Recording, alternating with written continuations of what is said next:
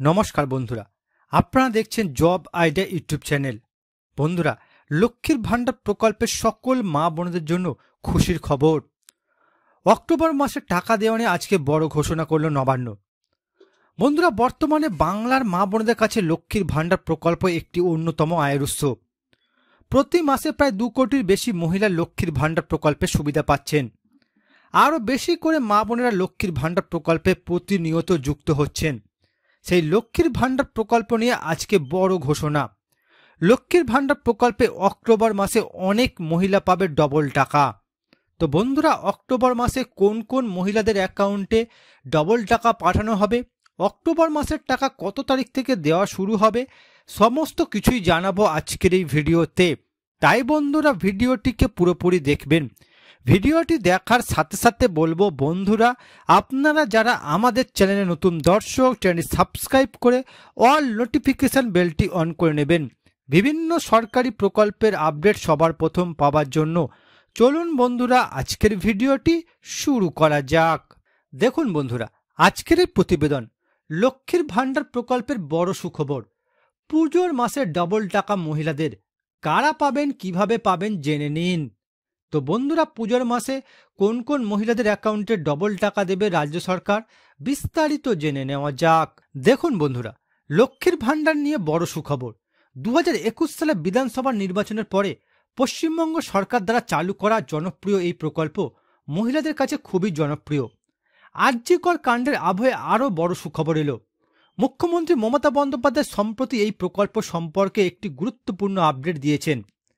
বন্ধুরা, বাজেটের আগে পর্যন্ত লক্ষ্মীর ভান্ডার প্রোগ্রামটি জেনারেল মহিলাদের 500 টাকা এবং তপশিলি জাতি উপজাতি মহিলাদের জন্য 1000 টাকা করে মাসিক ভাতা প্রদান করত।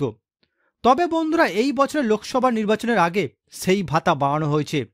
এখন জেনারেল ঘরে মহিলারা প্রতি মাসে 1000 টাকা পান, যেখানে তপশিলি জাতি তপশিলি উপজাতি মহিলারা প্রতি মাসে 1200 টাকা পান।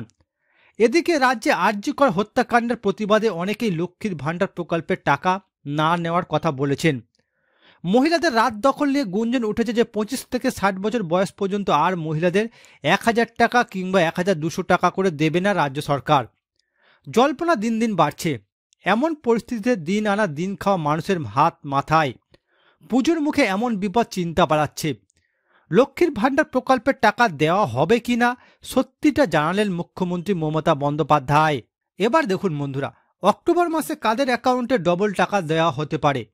বন্ধুরা, লক্ষ্মীর ভান্ডার প্রকল্প বন্ধ হওয়ার বিষয়ে সাম্প্রতিক কিছু গুজব সত্ত্বেও মুখ্যমন্ত্রী মমতা বন্দ্যোপাধ্যায় নিশ্চিত করেছেন যে লক্ষ্মীর ভান্ডার প্রকল্প মহিলাদের জন্য চালু থাকবে।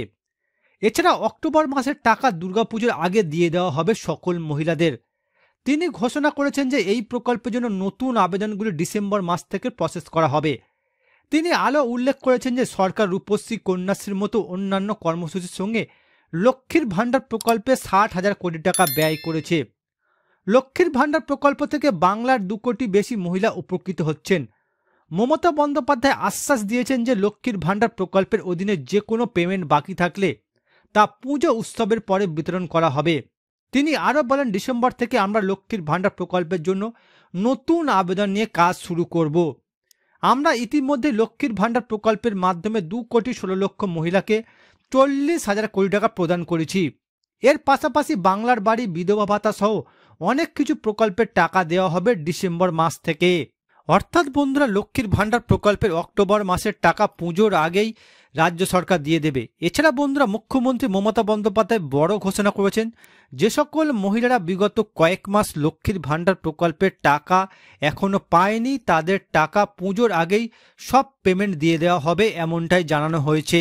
তো বন্ধুরা, বর্তমানে আপনারা কোন কোন জেলা থেকে আমার এই ভিডিওটি দেখছেন অবশ্যই কমেন্ট করে জানাবেন। এছাড়া বন্ধুরা, কোনো প্রশ্ন থাকলে জানাতে ভুলবেন না। আর বন্ধুরা, আজকের ভিডিওটি ভালো লাগলে একটি লাইক দেবেন ও ভিডিওটিকে বেশি বেশি করে শেয়ার করবেন।